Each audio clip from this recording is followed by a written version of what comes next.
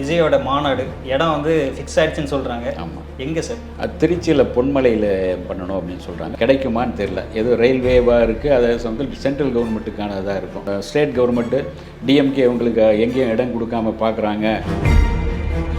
திருச்சி சிறுகனூரில் வந்து இடங்க கேட்டுட்டு இருந்தாங்க, ஆனால் அது வந்து அழுத்தம் காரணமாக தர முடியல அப்படின்ற மாதிரிலாம் செய்திகள் போடுறாங்க. அரசை நீங்கள் எதிர்த்து ஒன்றும் பண்ண முடியாது. சம்பந்தம் இல்லாத ஆட்களை வந்து ஜெராக்ஸ் எடுத்துலாம் இது கொடுத்து ஒரு எக்கச்சக்கமான ஆட்களை சேர்த்து சப்போஸ் யாராவது வேண்டாதவங்க அல்லது இவருடைய மன்றங்களுக்கு ஆகாத ஒரு ஆட்கள் வந்து உள்ள ஏதாச்சும் உண்டு கலாட்டா பண்ணால் அஜித் விஜயுடைய ரசிகர்கள் அதை மோதிக்கிறாங்களா, அந்த மாதிரி ஏதாச்சும் அங்கேயும் வந்து மோதனா என்ன வரும் உங்களுக்கு? இதெல்லாம் கவர்மெண்ட் பார்க்கும். அதனால் வந்து நீங்கள் சட்டம் ஒழுங்கை அவங்க பார்க்க வேண்டிய அவங்க கடமை.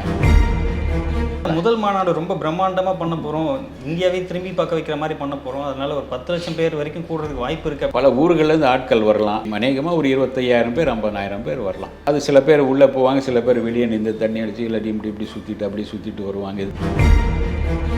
இந்த கோட் படம் ரிலீஸ் ஆன உடனே அந்த மாநாடு வந்து அந்த தேதி அறிவிக்கிறது வாய்ப்பு இருக்குது, உடனே பக்கத்துலேயே வைப்பாங்க அப்படின்ற மாதிரிலாம் சொல்கிறாங்க. கோர்ட்டுக்கும் மாநாட்டுக்கும் இது பண்ணிங்கன்னா ரெண்டுமே ஒரு பாதிக்கும். உங்களுடைய படம் ஓடி ஆகணும். மாநாட்டுக்கான ஆட்கள் இங்கே வந்துட்டாங்கன்னா அவங்களுக்கு அங்கே போக முடியாது. விஜயோட மாநாடு இடம் வந்து ஃபிக்ஸ் ஆயிடுச்சுன்னு சொல்கிறாங்க. ஆமாம், எங்கே சார்? அது திருச்சியில் பொன்மலையில் பண்ணணும் அப்படின்னு சொல்கிறாங்க. அந்த இடத்துல ஒரு இடம் பார்த்துருக்கேன். ஒரு முன்னே வந்து ஏற்கனவே ரொம்ப நாள் முன்னாடி எம்ஜிஆருடைய ஃபங்க்ஷன்லாம் அங்கே எம்ஜிஆருடைய மீட்டிங்கெல்லாம் அங்கே நடந்திருக்கு. அப்போது வந்து நிறைய இடம் விசாலமாக இருந்தது. இப்போ கொஞ்சம் இடம் வந்து கொஞ்சம் கம்மியாயிடுச்சு. இந்த மாநாடு போடுற அளவுக்கு அங்கே பெரிய அளவுக்கு இடம் இல்லை. ஏன்னா உங்களுக்கு வந்து ஒரு ஏறக்குறைய ஒரு 10 ஏக்கரா இருந்தால் தான் உங்களுக்கு இந்த மாநாட்டுக்கு இதாகும். 10 ஏக்கரா இருந்தால் தான் உங்களுக்கு வண்டி நிப்பாட்டவோ அல்லது அந்த கடைகள்லாம் சிலது போடலாம். கடை போடணும், அப்புறம் கேட் போட்டு இந்த கேட்லேருந்து இந்த கேட்டுக்கு வரணும். அதனால் உங்களுக்கு வந்து இடம் வந்து முன்னே வந்து உங்களுக்கு அந்த இடம் வந்து ஒரு ஏறக்குறைய 50 ஏக்கர் மாதிரி இருந்தது. அப்போ வந்து காடு மாதிரி, இப்போவும் காடு மாதிரி தான் இருக்குன்னு நினைக்கிறேன். பார்க்கறதுக்கு முள் செடி அது இதுன்னு அந்த சுற்றி அந்த ரயில்வேக்கு பக்கத்தில் அந்த மாதிரி எல்லாம் இருக்கும். அது ஒரு ஃபேமஸான ஒரு ரயில்வே கூட. அது அங்கே வந்து ஒரு ஃபேமஸான இது அந்த அதிமுகலேருந்து நிறைய பேர் அங்கேருந்து வந்திருக்காங்க. நிறைய மீட்டிங்கெல்லாம் அங்கே நடந்திருக்கு. எம்ஜிஆர் வச்சு மீட்டிங் நடந்திருக்கு. அதுவும் இல்லாமல் திருச்சியை வந்து ஒரு சென்னையுடைய இந்த தமிழ்நாட்டினுடைய 2வது தலைநகரம் ஆக்கலாம் அப்படின்னு புரட்சித் தலைவர் எம்ஜிஆர் முன்னே நினைச்சாரு. அது நடக்கலை. அது சம்பந்தமான முயற்சிகள் நடந்து இப்போவும் அந்த முயற்சிகள் ஓடிக்கிட்டு தான் இருக்குது. பக்கத்தில் பாலாறு இருக்குது, அப்புறம் காவிரி ஆறு இருக்குது, உங்களுக்கு வந்து மலைக்கோட்டை இருக்குது. ஒரு சுற்றியும் ஒரு பெரிய இதாக இருக்குது அங்கே. அதனால் வந்து அங்கே கொண்டு போகலாம் அப்படின்னா இவங்க அங்கே ஏன் போகிறது மூலமாக அங்கே ஒரு மாநாடு நடத்துறது மூலம் ஒரு பரந்துபட்ட பார்வை வரும் அப்படின்னு பார்க்குறாங்க. ஆனால் அந்த ஒரு 10 ஏக்கருக்குள்ளே 10-8 ஏக்கருக்குள்ளே அது உங்களுக்கு அத்தனை இடம் அடைக்க முடியாது. ஆனால் ஒரு மாடான்னு சொல்லும்போது இந்த பக்கம் ஒரு 4 பக்கம் உங்களுக்கு வாசல் இருக்க தேவைப்படும். பின்பக்கம் வந்து கொஞ்சம் ஃபுல்லாக ஸ்ட்ராங்கான ஒரு பந்தல்லாம் போட வேண்டியிருக்கும். ஒரு பக்கத்தில் வந்து விஐபிகளுக்குன்னு முக்கியமான ஒரு இது இருக்கும், பப்ளிக்குன்னு தெரியாமல் வச்சுருப்பாங்க. அப்போ அவருடைய ரசிகர்கள் இருக்காங்க. ஆமாம், ரசிகர்களுக்கு விஐபிகளுக்கு தனியாக பின்பக்கம் வச்சுருவாங்க. ஏன்னா நான் எப்படி சொல்கிறேன்னா, விஜயகாந்துடைய மாநாடு ஒன்று நடத்தினாங்க மதுரையில். ஏறக்குறைய நீங்கள் பார்த்தீங்கன்னா ஒரு இப்போ 20 ஏக்கர் இருக்கும். அது 20 ஏக்கர் இருக்கும். அது ஒரு பெரிய டிக்கெட் கவுண்டர் எக்கச்சக்கமாக இருந்தது. 2-3 டிக்கெட் கவுண்டர் இருந்துச்சு. அங்கே வெளியே கடை போகிறதுக்கெலாம் வாடகை விட்டுருந்தாங்க. அப்புறம் ஒரு டிக்கெட் வாங்கிட்டு தான் உள்ளே நுழைஞ்சாங்க. இல்லாட்டி உங்களுக்கு திறந்து விட்டிங்கன்னா கூட்டம் எக்கச்சக்கமாக உள்ளே நுழைஞ்சிரும். இந்த மாதிரி டிக்கெட் கவுண்டர் மாதிரி ஒன்று வைப்பாங்க, அல்லது ஒரு டோக்கன் எதை வச்சு அப்படி தான் உள்ளே அனுப்புவாங்க. ஒரே வழியாக திறந்து விட்டிங்கன்னா எங்கேயுமே இடமே கிடைக்காது. இதை வந்து நாங்கள் என்ன பண்ணுவோன்னா, கொஞ்சம் ஒரு கரெக்டாக ஒரு வேறு தீய சக்தியை யாரும் உள்ளே நுழையாத மாதிரி பார்க்கணுன்னா கரெக்டாக டிக்கெட்டோ டோக்கன் மாதிரி வச்சுட்டாங்கன்னா அது கரெக்டாக இவங்க தான் கட்சியை சேர்ந்தவங்க ரசிகர்கள் அப்படின்னு தெரியும். அப்போது தான் உங்களுக்கு வந்து அந்த இடத்துக்குள்ளே இவங்களையும் உட்கார வைக்க முடியும். ஒரு 10,000 பேர் உட்காரலான்னு சொல்லும்போது நீங்கள் 15,000 பேர் விட முடியாது. 12,000 பேர் விடலாம். 10,000 பேர் உட்காரலாம். 2,000 பேர் கொஞ்சம் சுற்றி நிற்கிற மாதிரி அங்கங்கே ஒட்டிக்கிட்டு இருக்க மாதிரி இருக்கலாம். இவ்வளோதான். இதெல்லாம் வந்து நீங்கள் வந்து அதெல்லாம் பார்க்க வேண்டியிருக்கும். அதுக்கு ஒரு 4 மண்டலம் இது பண்ணுறான்னு நினைக்கிறேன். 4 மண்டல மாநாடு இருக்குது. அது சின்ன முதல் மாநாடு ரொம்ப பிரம்மாண்டமாக பண்ண போகிறோம், இந்தியாவே திரும்பி பார்க்க வைக்கிற மாதிரி பண்ண போகிறோம், அதனால ஒரு 10 லட்சம் பேர் வரைக்கும் கூடுறதுக்கு வாய்ப்பு இருக்குது அப்படின்லாம் வந்து செய்திகளில் சொல்கிறாங்களே. 10 லட்சம் பேர் அங்கே கூட முடியாது. உங்களுக்கு 10 லட்சம் பேர் கூட முடியாது. இப்படி 10 ஏக்கரில் நீங்கள் 10 லட்சம் பேர் கூட முடியாது. பல ஊர்கள்லேருந்து ஆட்கள் வரலாம். அநேகமாக ஒரு 25,000 பேர் 50,000 பேர் வரலாம். அது சில பேர் உள்ளே போவாங்க, சில பேர் வெளியே நின்று தண்ணி அடிச்சு இல்லாட்டி இப்படி சுற்றிட்டு அப்படி சுற்றிட்டு வருவாங்க, இது பண்ணிட்டு வருவாங்க, வண்டி வச்சுட்டு போகிறோம். ஆனால் வண்டிகள் நிப்பாட்டே உங்களுக்கு இடம் தேவை. தமிழ்நாட்டிலேருந்து ஒவ்வொரு தமிழ்நாட்டிலேருந்து ஒவ்வொரு மாவட்டத்திலேருந்து 4 வண்டி வந்துச்சுன்னா எங்கே வண்டி நிப்பாட்டுறீங்க? இந்த வண்டி நிப்பாட்டுறது மட்டுமே இந்த மைதானம் இந்த இடம் வந்து வண்டி நிப்பாட்டுறதுக்கு மட்டும் இதாகிடும். அப்புறம் அதனால் அதை வந்து ஏதாச்சும் ஒரு முறைப்படுத்துவாங்க.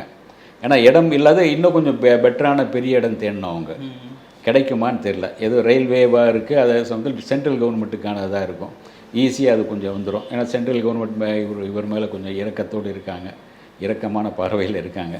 ஆனால் இவங்க வந்து ஸ்டேட் கவர்மெண்ட்டு டிஎம்கே இவங்களுக்கு எங்கேயும் இடம் கொடுக்காம பார்க்குறாங்க, இடம் தர மாட்டேங்கிறேன்னு சொல்லிகிட்டு இருக்காங்க. அது உண்மையாக பொய்யான்னு தெரில எனக்கு. சொல்லிகிட்டு இருக்காங்க. ஆல்ரெடி செய்திகளில் கூட பார்க்க முடியுது. சிறுகனூரில் வந்து திருச்சி சிறுகனூரில் வந்து இடங்க கேட்டுட்டு இருந்தாங்க, ஆனால் அது வந்து அழுத்தம் காரணமாக தர முடியல அப்படின்ற மாதிரிலாம் செய்திகள் போடுறாங்க. ஆமாம், அதை வந்து இன்னொன்றும் அரசை நீங்கள் எதிர்த்து ஒன்றும் பண்ண முடியாது. அதே சமயத்தில் அந்த இடத்துல வந்து நீங்கள் பாதுகாப்பு தேவை. அரசுடைய ஆதரவோடு பண்ணால் தான் நீங்கள் பாதுகாப்பு தேவை. பாதுகாப்பு இல்லாமல் இருந்துச்சு. அவங்க ஏஆர் ரஹ்மானுடைய ஃபங்க்ஷன் என்ன பண்ணாங்க, சம்பந்தம் இல்லாத ஆட்களை வந்து ஒரு ஒரு ஜெராக்ஸ் எடுத்துலாம் இது கொடுத்து ஒரு எக்கச்சக்கமான ஆட்களை சேர்த்து ரஹ்மானுடைய பேரை கெடுத்துட்டாங்க இல்லையா? அந்த மாதிரி ஒரு சூழ்நிலை உருவாகும். அப்போ ஏதாச்சும் ஒரு ரசபாசம் ஏதாச்சும் நடந்துச்சுன்னா கவர்மெண்ட் மேலே ஒரு கெட்ட பேர் வந்துடும். அதனால் அரசாங்கமும் அதை யோசிக்கும். இந்த இடம் அப்படின்னா இந்த இடத்துக்கு இவ்வளோ பேர் வரணும்பா, அதுக்கு மேலே வந்தீங்கன்னா உங்களுக்கு இங்கே தாங்காது அப்படின்னு அவங்க சொல்லுவாங்க. இதெல்லாம் வந்து அரசாங்கத்துடைய சொல்ல வேண்டியதுதான். அதனால் அவங்க நீங்கள் தரமாட்டேங்கன்னு சொல்கிற மாதிரிலாம் கிடையாது. ஓகே, இவங்க ஒரு இது பண்ணுவாங்க. போலீஸை வந்து இந்த மாதிரி இருந்தால் இவ்வளோ இடம் வரணுங்க, இவ்வளோ பேர் வரணும், எத்தனை பேர் வருவாங்க சொல்லுங்கள், லிஸ்ட்டு கொடுங்க அப்படிம்பாங்க போலீஸ். இது எல்லாமே அவங்க சட்டம் ஒழுங்கு சார்ந்த விஷயம். அதை விட்டுட்டு நீங்கள் கவர்மெண்ட் எங்களுக்கு பர்மிஷன் தரல அப்படின்னுங்கிறது வேறு.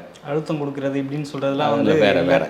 ஏன்னா இவங்க வந்து இதெல்லாம் கேட்டு தான் ஆகணும். இந்த இடத்துல நீங்கள் டி நகரில் இந்த இடத்துல பஸ்ஸுல்லா ரோட்டில் நீங்கள் வந்து பெரிய மீட்டிங் நடத்தணும், நீங்கள் இதில் போலீஸில் இது வாங்கணும் பர்மிஷன். எந்த இடத்துல இது பந்தல் போடுறீங்க, எப்படி ஆட்களை கூட்டி வர்றீங்க எல்லாம் கேட்பாங்க. நீங்கள் அதுக்கெல்லாம் விளக்கம் சொன்ன பிறகு தான் உங்களுக்கு கொடுக்கலாமா வேண்டாமான்னு முடிவு பண்ணுவாங்க. ஏன்னா பப்ளிக்குடைய பாதிக்கும்ல, பப்ளிக் இந்த பக்கம் போக முடியாது, வர முடியாது. அது வந்து உங்களுக்கு போக்குவரத்து பாதிக்கும், தனிப்பட்ட முறையில் ஏதாச்சும் வேறு சில பாதிப்பு வருமா, அதெல்லாம் பார்ப்பாங்க. ஸோ இடம் இந்த சின்னதாக இருக்குது அப்படின்றதுனால வந்து வேறு இடத்துக்கு கூட சப்போஸ் யாராவது வேண்டாதவங்க தீவிரவாதி இல்லை ஒரு போக்கிரிகளோ ஏதோ ஒரு வேறு மாதிரி ஆட்கள் அல்லது இவருடைய மன்றங்களுக்கே ஆகாத ஒரு ஆட்கள் வந்து உள்ளே ஏதாச்சும் உண்டு கலாட்டா பண்ணால் உங்களுக்கு என்ன ஆகும், வேறு மாதிரி போயிடும். வேணும்னா அது அரசாங்கம் பண்ணிச்சா யார் பண்ணாங்கன்னு தெரியாது. ஆகாத ஆட்கள் இப்போ வந்து அஜித் விஜயுடைய ரசிகர்கள் அதை மோதிக்கிறாங்களா, அந்த மாதிரி ஏதாச்சும் அங்கேயும் வந்து மோதனா என்ன வரும் உங்களுக்கு? இதெல்லாம் கவர்மெண்ட் பார்க்கும்.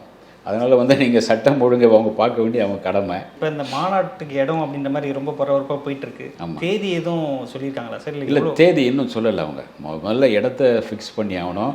அந்த இடத்த வந்து அதை ஃபிக்ஸ் பண்ணி அந்த இடத்த வந்து இத்தனாம் தேதியில் அவங்க வந்து இது பண்ணி ஆகணும். முதல்ல அந்த முறைப்படி அந்த இது வாங்கிட்டு அப்புறம் போலீஸ்கிட்ட முறைப்படி இது பண்ணி அப்ளை பண்ணிட்டு இதெல்லாம் இடத்த வந்து டேட் ஃபிக்ஸ் பண்ணணும். அதுக்கு பிறகு தான் டேட் இந்த டேட்லேருந்து இந்த டேட்டுக்குள்ளே அப்படிங்கிற மாதிரி ஒரு இது பண்ணணும். 3 நாள் நடக்கலாம், 2 நாள் நடக்கலாம். 2 நாள் நடக்கும்னு நினைக்கிறேன், அல்லது 1 நாள் நடக்கலாம். முதல் நாள் நைட் வந்துட்டிங்கன்னா மறுநாள் காலையிலேருந்து நடக்கும். ஓகே, ஏறக்குறைய 2 நாள் மாதிரி ஆச்சு. அப்புறம் வந்து நீங்கள் பேனர் வைக்க அதுக்கெல்லாம் ஒரு இடம் வேணும்.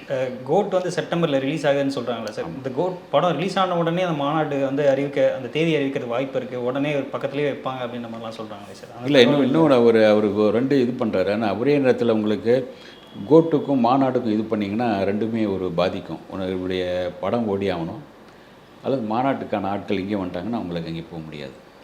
அதுக்கெல்லாம் அறிகுறியில் வந்து நீங்கள் எந்த மாநாட்டுக்கான செலவுகள் காசு வச்சுட்டு அங்கே போக முடியாது, அந்த காசை வந்து இங்கேயும் செலவு பண்ண முடியாது. ஒரே நேரத்தில் 2 செலவுகள் நம்ம மேலே வைக்க முடியாது.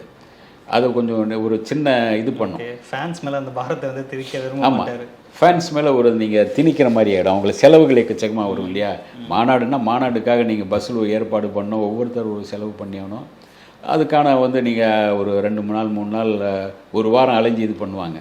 படம் வரும்போது படத்துக்கும் அதே மாதிரி நீங்கள் பண்ணி ஆகணும் செலவு. சில நேரங்களில் டிக்கெட் பார்த்தீங்கன்னா 1000 ரூபா 2000 ரூபா 5000 ரூபா விற்கிறாங்க. ஒரே காலையில் முதல்ல பார்க்குறதுக்கு 5000 ரூபா கொடுத்து பார்க்குற ஆட்களும் இருக்காங்க. இதெல்லாம் பார்க்கும்போது உங்களுக்கு ஒரே நேரத்தில் இப்படி பண்ணால் ஒரு போரும் அடிச்சிடும். இப்போ தானே பார்த்தோம், அப்புறம் என்ன அப்படிங்கிற மாதிரி ஒரு முகத்தை அந்த காலத்துலலாம் நீங்கள் வந்து ஒரு 20 ரீல் இருந்தாலும் கூட படம் உட்காந்து நீங்கள் பார்த்தீங்க, மணலை குவிச்சுட்டு அப்படியே உட்காந்து எல்லாம் பார்த்தோம். இப்போ அதுக்கெல்லாம் கிடையாது. 3 மணி நேரமா அப்படின்ற அவன் அலறான், 2.5 மணி நேரமா என்னடா இவ்வளோ பெரிய படமா அப்படின்றான். அந்த மாதிரி போயாச்சு. அதுவே வந்து அவன் பிடிக்கலைன்னா டக்குன்னு தூக்கி வெளியே டீ குடிக்க அது வந்துடுறான் அவன். இந்த மாதிரி மக்கள் இருக்கும்போது ஒரே நேரத்தில் ரெண்டு வாட்டி சந்திச்சிங்கன்னா அது பெருசாக பரபரப்பாக இருக்காது. மாநாடு சம்மந்தமாக பரபரப்பாக பேசணும். பெருசாக அவங்க சொல்கிறாங்களே இந்தியா முழுக்க பார்க்கணும் அப்படின்னு. அப்போ மாநாடை பற்றி மட்டும் வரும். இதோ வந்துச்சுன்னா ரெண்டு அடிப்பட்டு போயிடும். ஓகே, அதனால தான் வந்து அந்த ஆடியோ லான்ச் கூட தள்ளி வைக்கிறாங்க அப்படின்ற மாதிரி. ஆமாம், ஏதாச்சும் முதல்ல இது வந்தபோது இதை பற்றி ஒரு பரபரப்பு பேசி அடங்கின பிறகு அடுத்தது அது ஒரு மாதம் விட்டு கேப் விட்டு பண்ணும்போது தொடர்ச்சியான அவங்களுக்கு பேசு பொருளாக இருக்கும். தொடர்ச்சியாக மக்கள்கிட்ட நீங்கள் போயிட்டே இருப்பீங்க அப்படின்னு பார்க்குறாங்க.